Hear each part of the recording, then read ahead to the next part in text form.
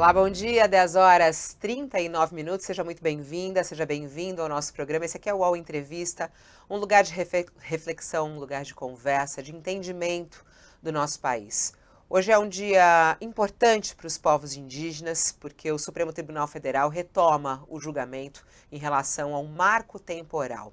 Um assunto que coloca o Brasil em discussão sobre a importância dos povos indígenas e também sobre como os povos indígenas devem e merecem ser tratados não apenas pelo judiciário, como também pelo executivo e pelo povo brasileiro.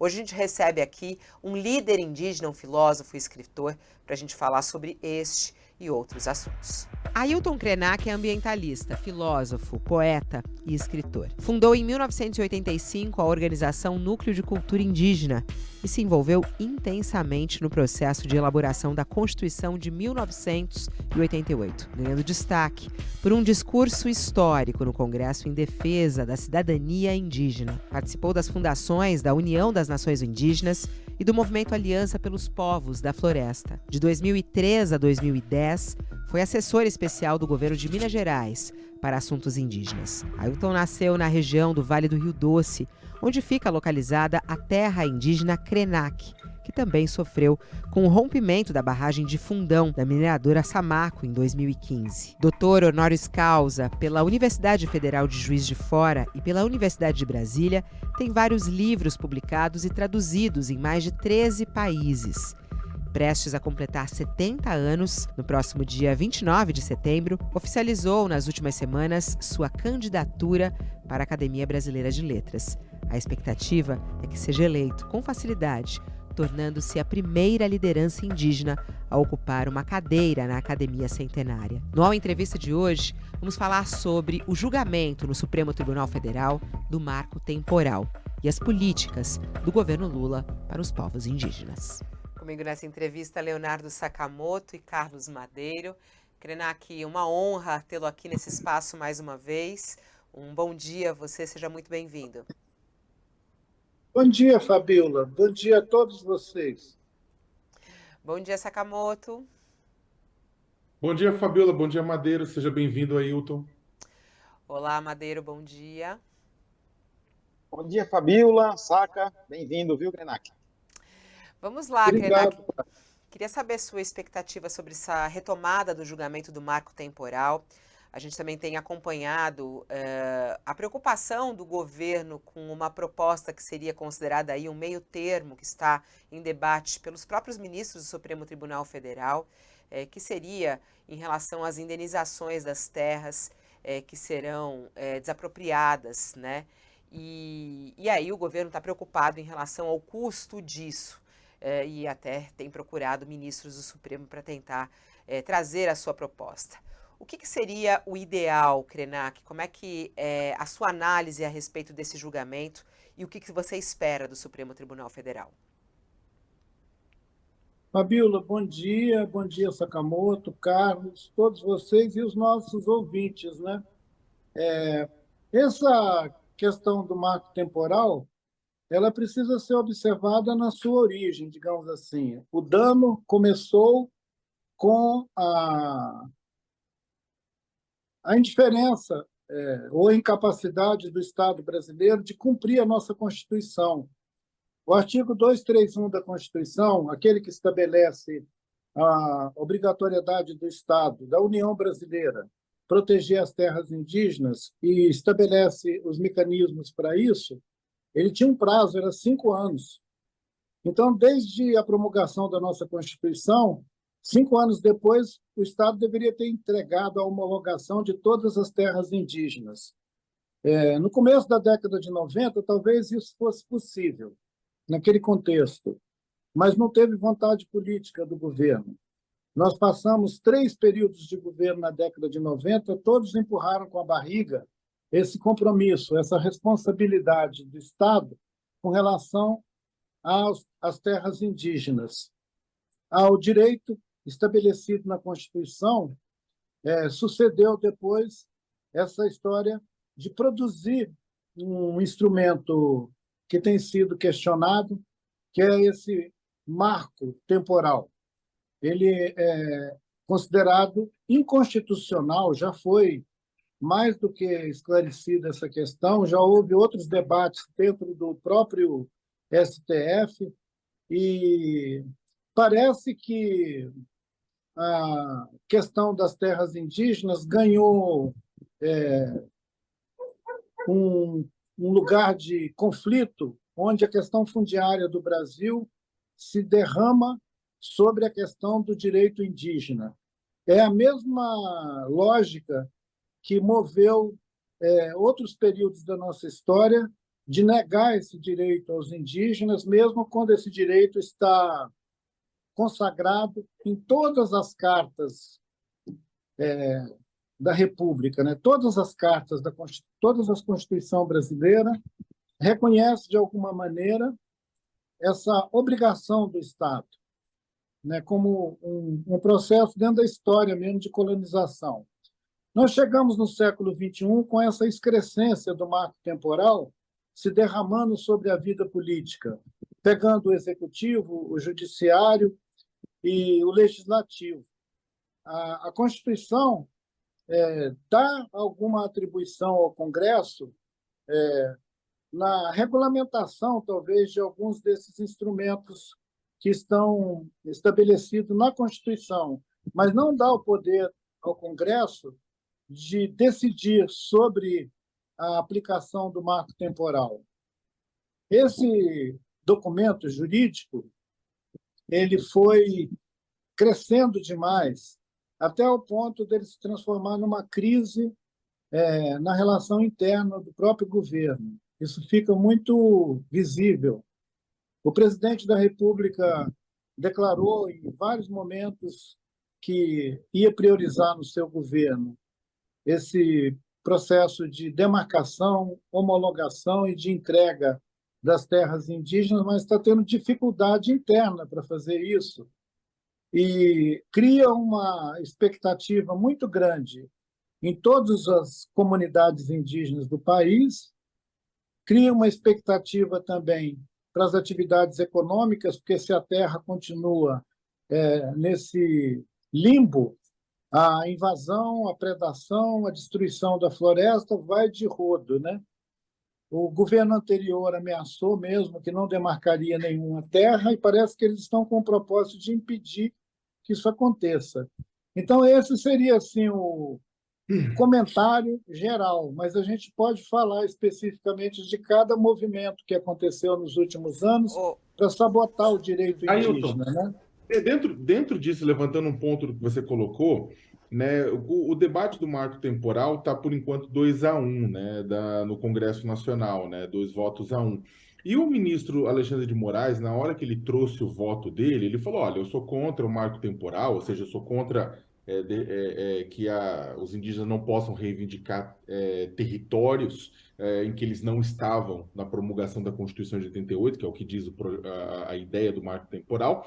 Porém, ele votou a favor de uma indenização prévia aos produtores rurais que estejam ocupando essas terras reivindicadas pelos indígenas. E eu queria ver o que você acha dessa posição do Alexandre de Moraes. Para muita gente é uma posição meio termo, para outras pessoas é uma posição ruim, porque dificulta o processo de demarcação de territórios indígenas, para outras pessoas premia quem não ocupou de boa fé, quem estava lá sabendo que aquilo era um território indígena, quem expulsou indígenas. Como é que você vê essa posição do ministro Alexandre de Moraes, esse voto, Ailton? Foi uma surpresa para mim e para muita gente que o ministro tenha acenado com essa janela de troca, de barganha com quem ocupa terras indígenas. Mas parece que ele deve ter as razões dele para ter acenado com essa possibilidade,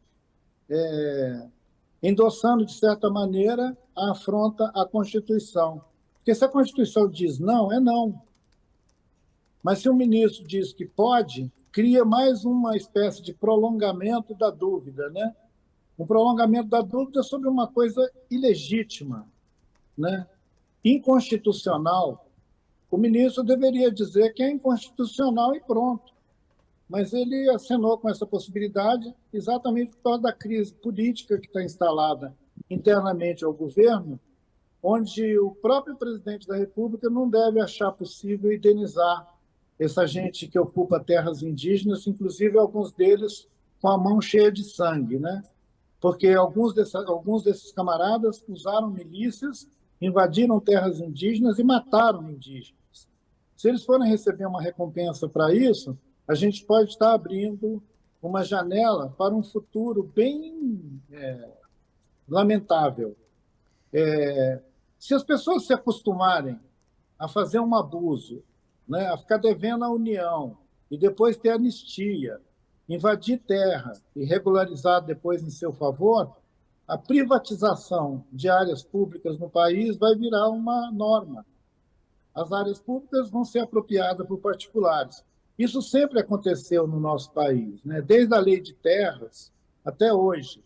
Quer dizer, tem 200 anos de manobras para que as terras sejam sempre disponíveis para o mercado. É disponibilizar a terra para o mercado, Sakamoto. É importante a gente ver que, no fundo, por trás de toda essa cena, tem uma questão que é o seguinte: o estoque fundiário brasileiro, especialmente na Amazônia, é a bola da vez, ele está em disputa. Mato Grosso do Sul, lá no Pantanal, parte do Cerrado, a Mata Atlântica, o bioma da Amazônia, são todos objeto dessa cobiça. É uma manobra política de amplo espectro que envolve mineradoras, petroleiras, que envolve tudo. Eu imagino o tamanho do lobby que o ministro Alexandre está tendo que enfrentar para conseguir levar essa questão à frente dentro do STF. Me dá a impressão de que a Câmara e o Senado decidiram esmagar esse assunto e o ministro tentou salvar o assunto. É uma coisa bem enrolada. Se a gente tivesse no interior mesmo do sertão, alguém ia falar que está mais enrolado do que fumo de rolo. O Krenak, você está até colocando aí, o Krenak colocando muito forte as suas palavras em relação a esse voto de Alexandre de Moraes, e aí é muito interessante porque o que o governo tem tentado fazer ali, e a justificativa do governo é em relação aos valores, né, ao custo disso para a União.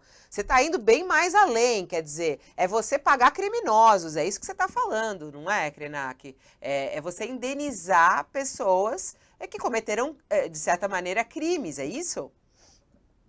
É como se alguém tivesse tomado a questão da regulamentação desse direito indígena aos territórios como objeto de uma barganha com o Estado, né?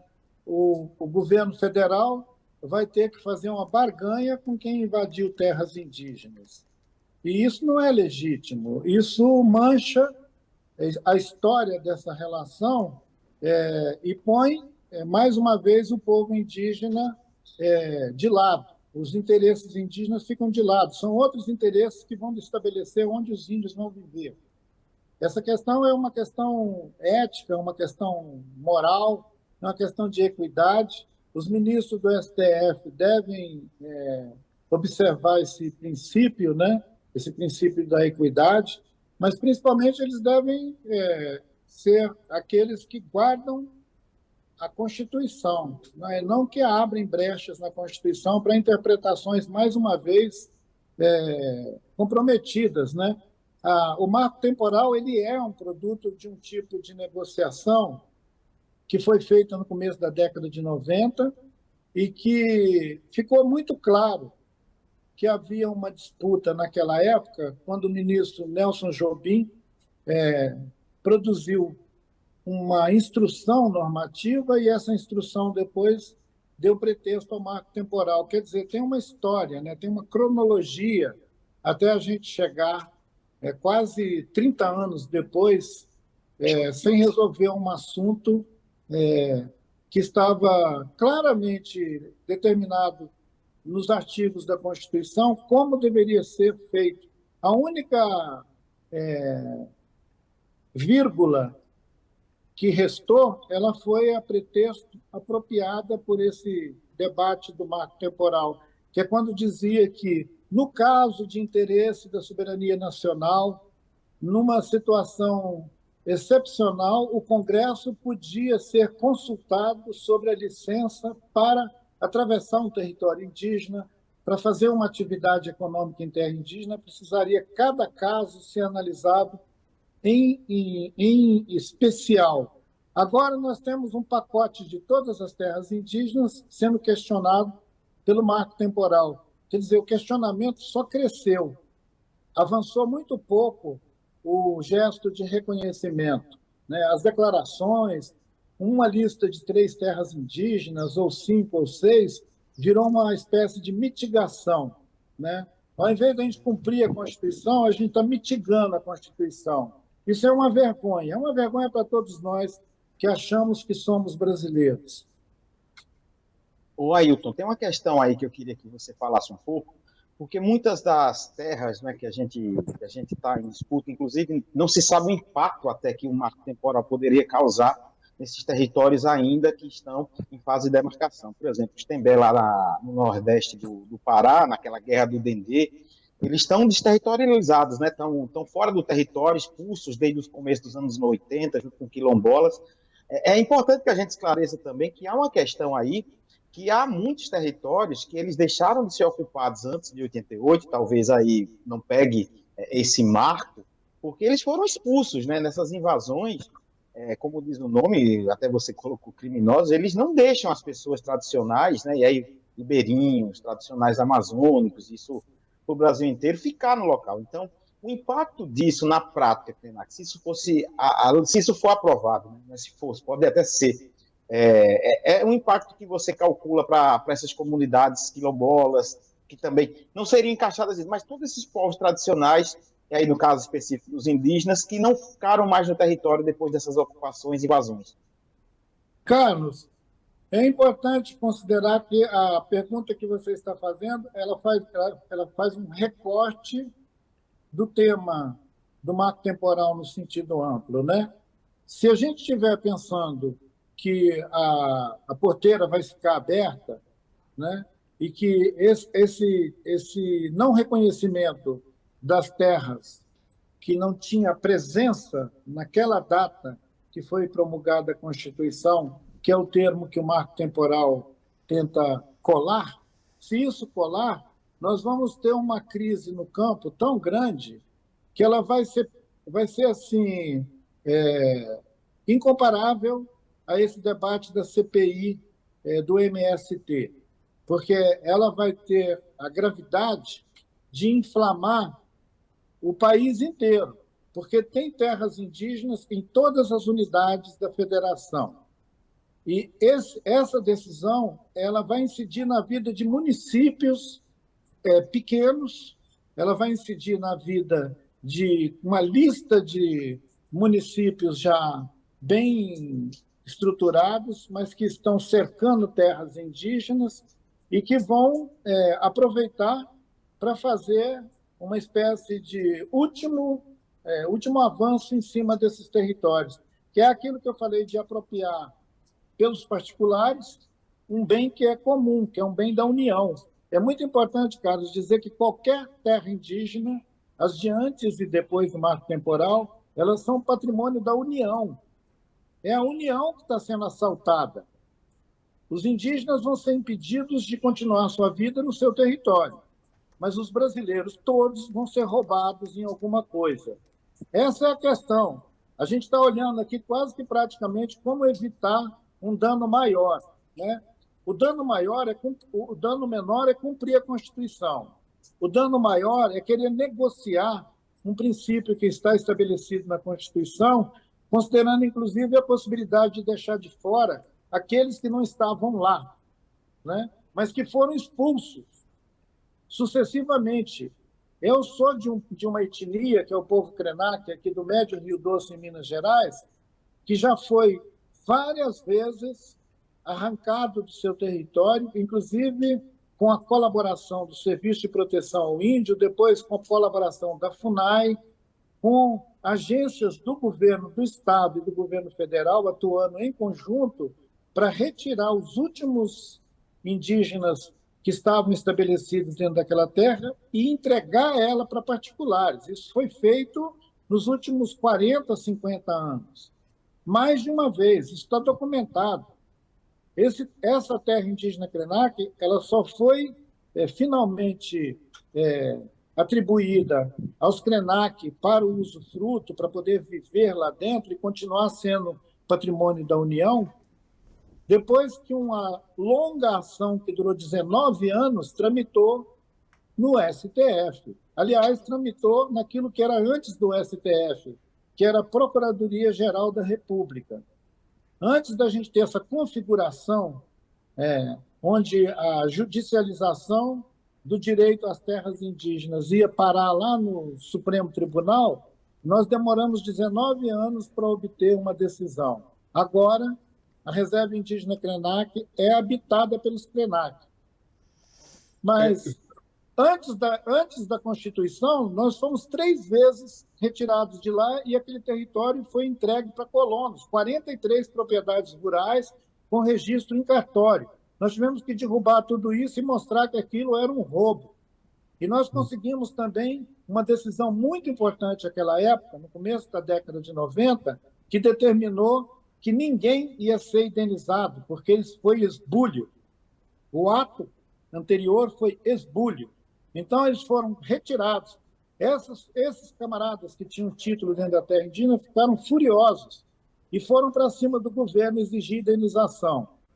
E tem uma decisão do STF que disse que não cabe indenização.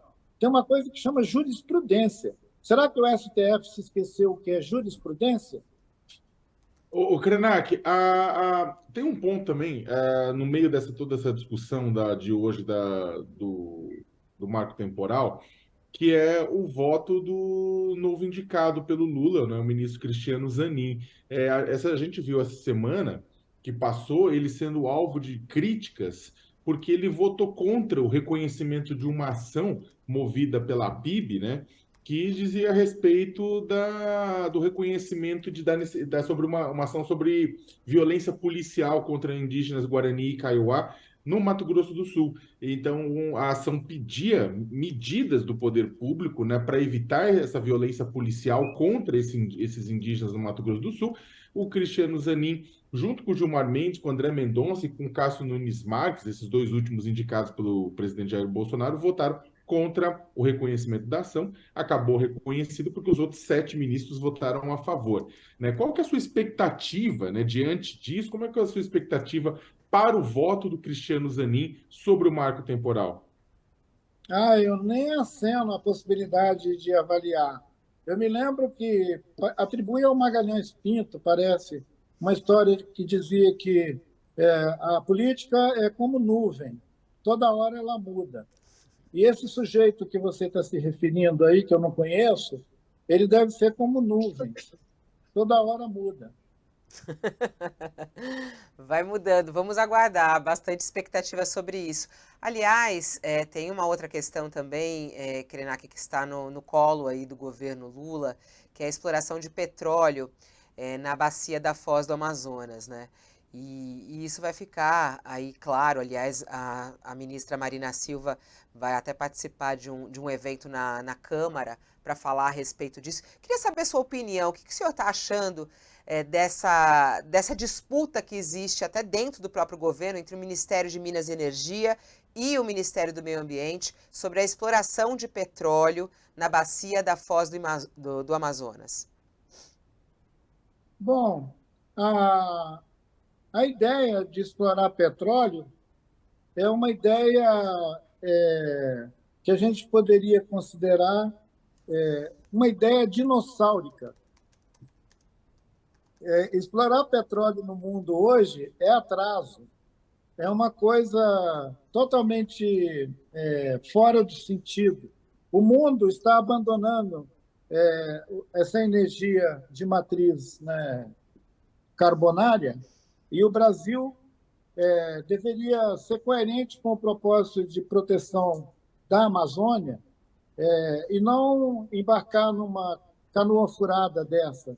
Achar que nós vamos finalmente nos dar bem explorando petróleo na bacia amazônica é ignorar toda a fantasia que girou em torno do pré-sal, que justificou muito abuso político, muito abuso ambiental, e que, na verdade, deu com os burros na água, né? Nós estamos sempre acreditando numa galinha de ovos de ouro que vai botar o Brasil em algum lugar privilegiado. Isso é uma bobagem. Nós precisamos considerar que o nosso território é a infraestrutura primária para a gente viver. E a bacia amazônica, com extração de gás e petróleo, com essa coisa de energia fóssil, ele anda para trás. É uma péssima escolha o Brasil querer concorrer com essa coisa do mercado de petróleo. Nós vamos continuar poluindo o planeta, perdendo a oportunidade de cuidar melhor dessas riquezas naturais, desse ecossistema da Amazônia. A ministra Marina já teve dificuldades anteriores no governo, conflitando meio ambiente, Minas e energia, a primeira experiência dela dentro do governo. Agora está se repetindo. Eu espero que o desfecho não seja o mesmo anterior, em que ela tenha que sair do governo por não ser ouvida, né? É uma pena. A ministra Marina, ela sempre foi bem clara na posição dela em relação a uma economia, uma bioeconomia, que é o que ela reclama, né? Voltar-se para a Amazônia com a outra perspectiva. E os encontros que têm sido feitos entre governadores e presidentes de países da bacia amazônica, eles foram todos reticentes em relação a essa aventura brasileira de furar poços de petróleo na foz do Amazonas, né? Eu acho que é uma roubada.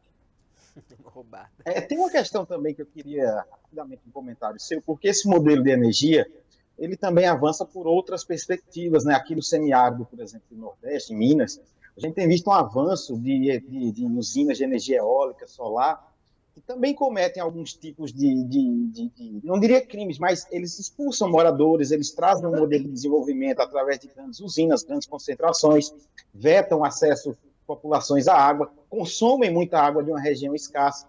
Esse modelo de energia novo também no Brasil, que é apoiado pelo PT, pelos governos aqui do Nordeste, pelo Lula, que já veio lançar até usina aqui, também tem críticas, né? Como é que você avalia esse avanço dessas energias renováveis, mas que usam concentrações grandes de terra, que expulsam moradores e dificultam a vida deles?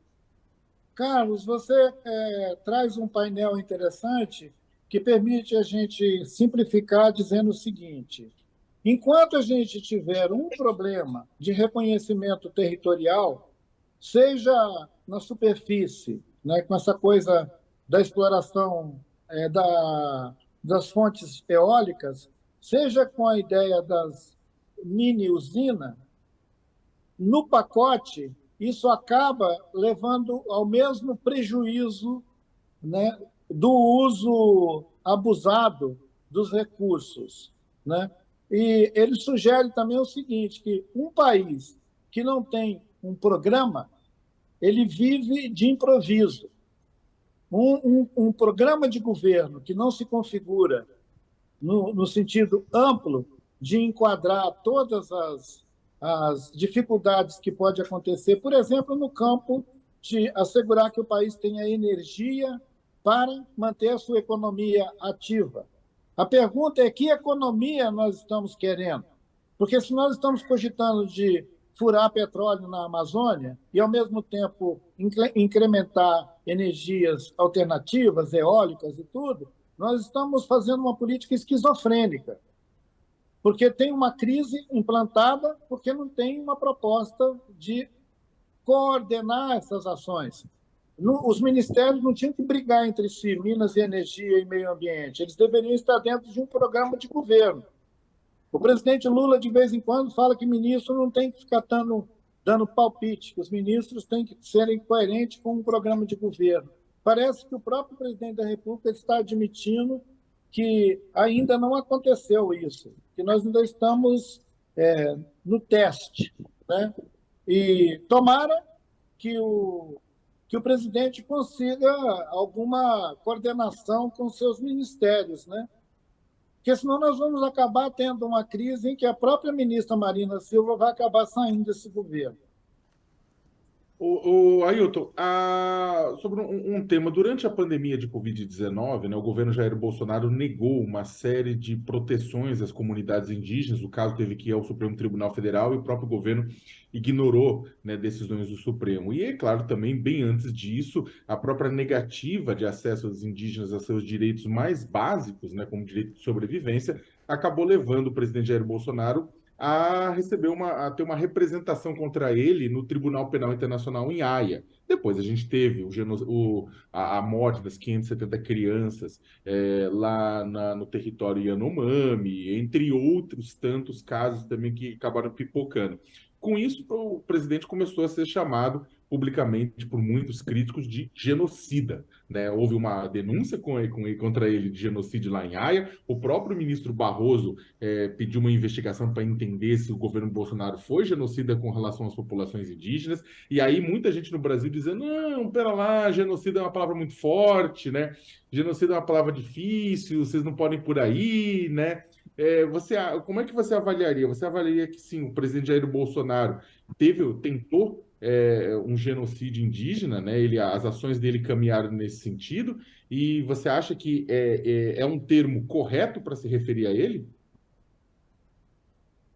Olha, eu conheço poucas situações no mundo em que um mandatário, né, um presidente de república, uma autoridade com esse poder, emitiu opinião sobre um segmento da sua sociedade, ordenando o seu extermínio, que não tenha caracterizado a situação de crime de incitação ao genocídio, né? Mesmo que ele não tenha chegado a efetivar o seu projeto, ligar o forno, né? Mas é genocídio, sim, porque se um povo pode ser aniquilado, isso significa, na Declaração Universal dos Direitos Humanos, caracterizar uma condição de genocídio.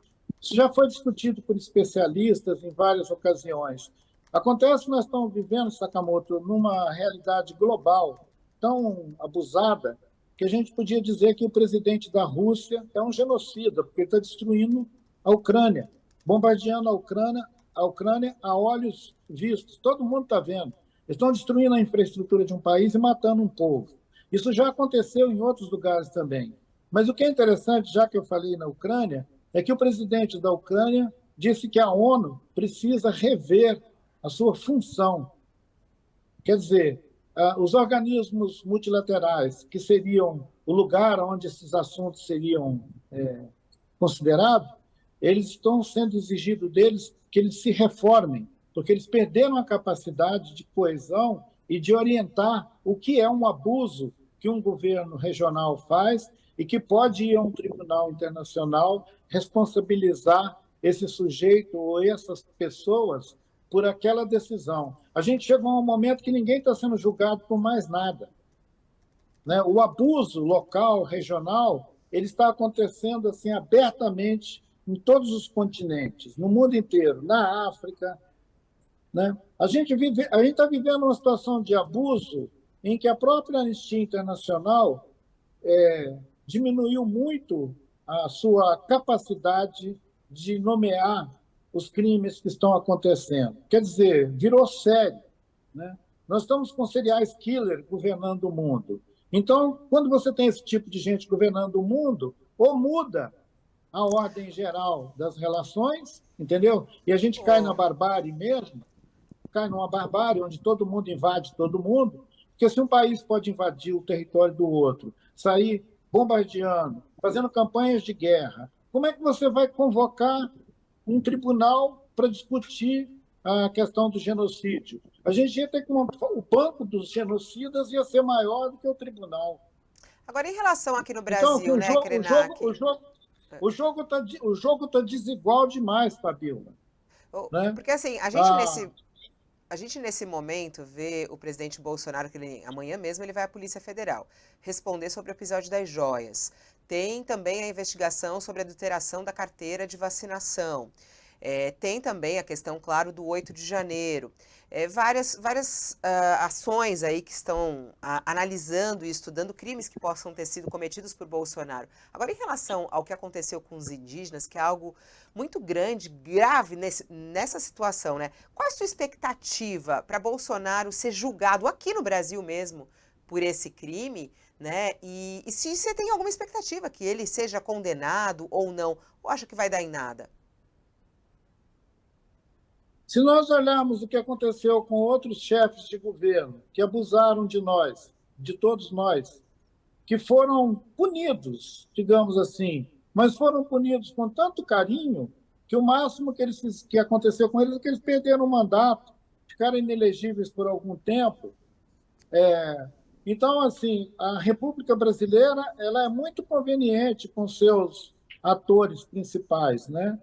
Eles podem sofrer sei lá, receber um sinal, pode receber um sinal amarelo, né? Mas continuam com a capacidade de voltar à vida política, se reeleger de novo. É uma tradição, parece que no nosso país não dá consequência aos abusos feitos por autoridades que ocupam os altos cargos da República. E nós estamos vivendo uma experiência recente que é de ter saído de um governo declaradamente ilegítimo. Agora nós estamos tentando pacificar essas relações entre os diferentes setores da vida brasileira que sofreram, que perderam, que sofreram abusos e que todos querem, de alguma maneira, uma reparação. Eu acho que a gente talvez precisasse ter um pouco mais de capacidade interna para julgar algumas dessas questões sem ter que levar isso a fóruns internacionais, como já foi discutido anteriormente, porque isso significa protelar, daqui a 8, 10 anos nós vamos estar discutindo se foi genocídio ou não. O nosso sistema interno no país tem que ser capaz de fazer justiça quando essas questões são tão urgentes, quando elas dizem respeito a continuar matando as pessoas, né? Se tem que parar, é uma decisão que nós, aqui no nosso país, deveríamos ser capazes de tomar. Mas nós estamos exatamente falando da dificuldade do STF de fazer cumprir a Constituição e de diminuir os atritos entre esses poderes da República, né? Inclusive o Executivo. Quer dizer, nós não estamos num bom momento da vida brasileira para determinar coisas como o marco temporal, a justiça àqueles que abusaram do exercício do seu direito de autoridade. Nós estamos em maus lençóis, né? A gente tem expectativas ótimas diante de uma situação dessa, só se a gente for muito mesmo alienado. Eu tenho muito pouca expectativa. Eu disse em março que se o governo Lula conseguir fazer 10% da expectativa que foi criada com a reeleição do presidente Lula, eu ia achar que estava bom. Ailton, falando nisso, aproveitando esse gancho que você colocou, eu queria que você avaliasse do seu ponto de vista, não só com relação à questão dos direitos indígenas, mas de uma maneira mais geral, né? Como é que você avalia esse início, esses 8 primeiros meses de governo Lula, né?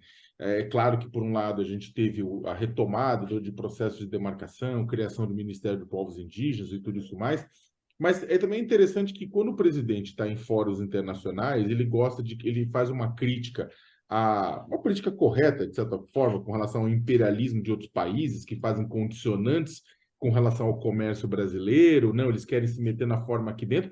Mas também tem muita gente que você vai nos Estados Unidos, na Europa, em outros lugares, o pessoal fica horrorizado com cenas como o que aconteceu no território Yanomami, com o que acontece com os Guarani Kaiowá, o que acontece com os Krenak, o que acontece, por exemplo, com a barragem da Vale, que destrói o Rio Doce, né, e acaba contaminando a água de populações indígenas, e aí quer pressionar economicamente o governo brasileiro, e o governo Lula diz que, olha, não pode, isso é imperialismo, né? Ou seja, os outros países não podem fazer uma pressão econômica com relação aos povos indígenas ou ao meio ambiente. Então, como é que você avalia, né? Um governo que nasce com as suas contradições, né? Sakamoto, eu e você sabemos que a, a dificuldade nessas relações é que o argumento que vale para um não vale para o outro, né? Pimenta nos olhos dos outros é refresco. No caso do Brasil, que vive de exportar commodities, os países que são compradores, em algum momento, eles fazem um jogo de consciência dizendo: nós não vamos mais comprar sua soja, porque você está destruindo a floresta, né? Mas eles estão prontos também para fazer uma barganha e continuar comprando a soja. Então, assim, é mercado. É difícil a gente misturar essas questões relacionadas com o mercado e as questões relacionadas com os direitos humanos. Direitos humanos não é uma mercadoria, né? Então, a gente ia considerar que não é muito ético alguém que compra produtos querer botar na mesa de negociação os erros políticos internos de um governo, né? Isso é tudo jogada da política. Eu olho de longe tudo isso e a única coisa que me causa é uma espécie assim de tristeza da mediocridade ser tão global, geral. O cinismo dos Estados Unidos de censurar alguns países que eles bombardeiam o tempo inteiro é a marca registrada do século XXI. Então, assim, eu acho que o governo brasileiro está tentando respirar, depois de ter passado por muitas perdas, ainda estão tentando costurar um orçamento, tentando fazer as coisas funcionar. E quando o presidente estranha o colonialismo, ele está fazendo o de sempre, né? Uma desculpa. A melhor maneira de você não ter que se desculpar é cumprir a sua obrigação. Se o governo brasileiro cumprir as obrigações internas dele com a população, com os povos indígenas, com a floresta, com essa pauta ampla chamada meio ambiente, que inclui tudo, né? Meio ambiente está ficando um pacote tão exagerado que é quase impossível você saber o que o cara está dizendo quando ele fala de meio ambiente, né? Nós estamos, na verdade, predando nossas riquezas comuns, deixando elas se apropriar por particulares e com muita dificuldade de governança, que é claro que está acontecendo também no nosso redor, né? A Argentina, o Chile, o Equador, a Bolívia, todo mundo está passando um aperto. E dizem que quando a coberta é curta, todo mundo reclama. Ailton, só para fechar de minha parte, eu queria fazer uma pergunta breve, porque eu estou aqui em Maceió, você esteve aqui, inclusive, há menos de 2 semanas na Bienal Internacional do Livro, e aqui existe um problema muito grave com respeito à mineração desde 1976. Hoje a empresa é Braskem, mas já foi Salgema, Triquem, passou por uma fase de exploração de Salgema, 35 poços cavados aqui dentro de Maceió, numa área urbana, que hoje resulta numa expulsão, na migração forçada de 60 mil pessoas, entre moradores e pequenos e grandes empresários da cidade. Queria saber se você acompanha esse caso, né, que é tratado como a maior migração já forçada de mineração urbana até no mundo, em curso, né? E como você também vê esse modelo que lá na ditadura, em 1976, ali começo dos anos 70, quando se discutia, autorizou fazer mineração em uma área urbana que tinha prédios, avenidas bem movimentadas. É um modelo que prova o fracasso da mineração, como ele foi planejado e autorizado no Brasil? Carlos, eu sinto assim uma revolta de ver o que foi feito com aqueles milhares de famílias tendo as suas casas afundadas. E lá, 10, 15 anos atrás, quando falavam que as paredes estavam rachando, os fiscais iam lá, olhavam, faziam relatórios e 3 anos depois mandavam uma carta para a família.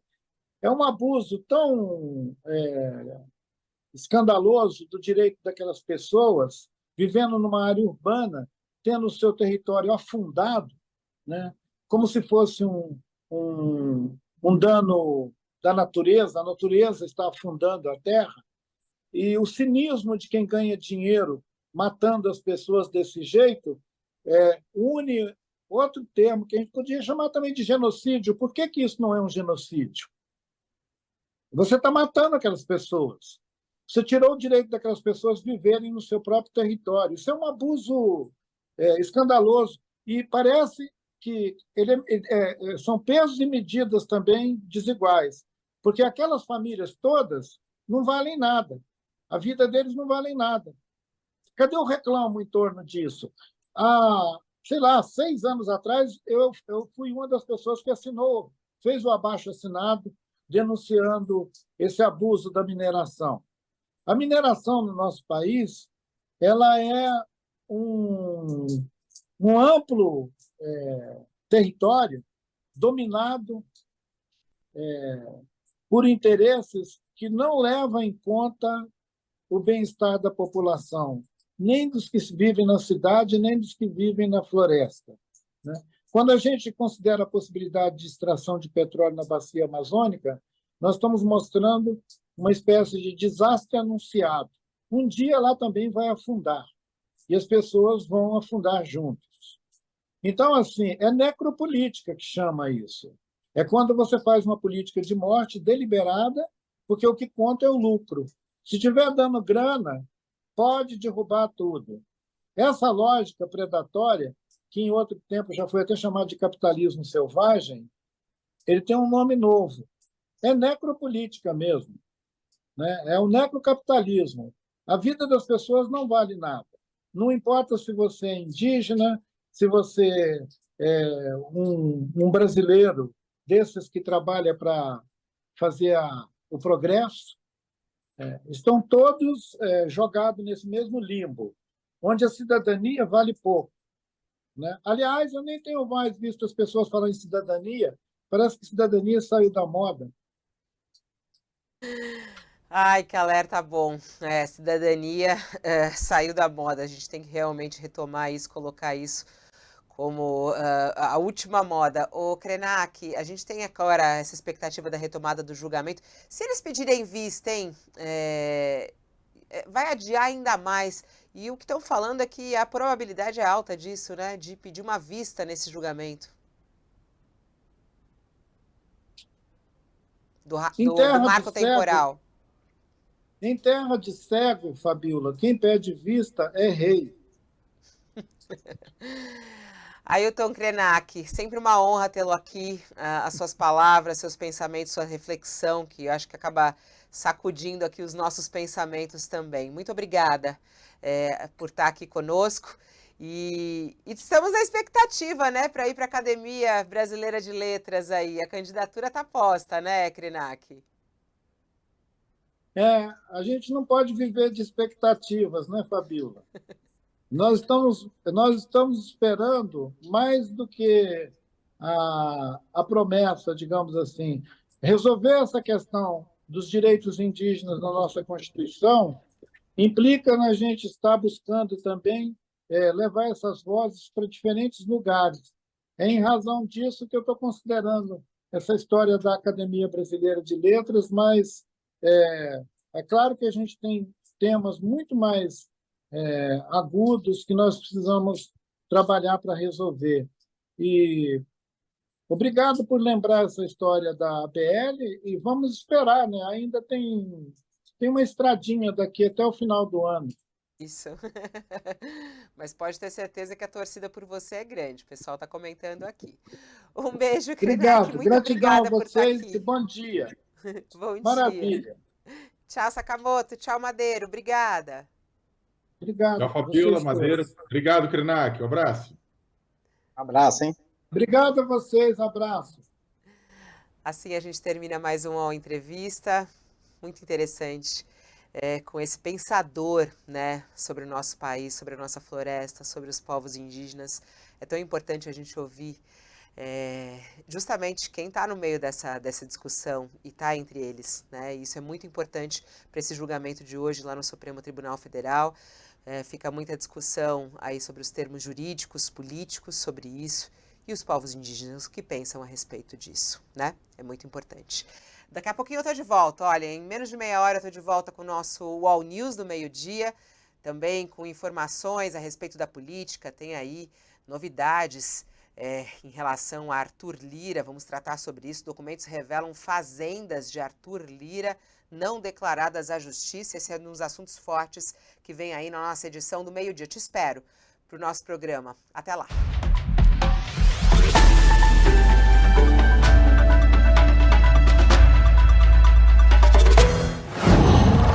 Qual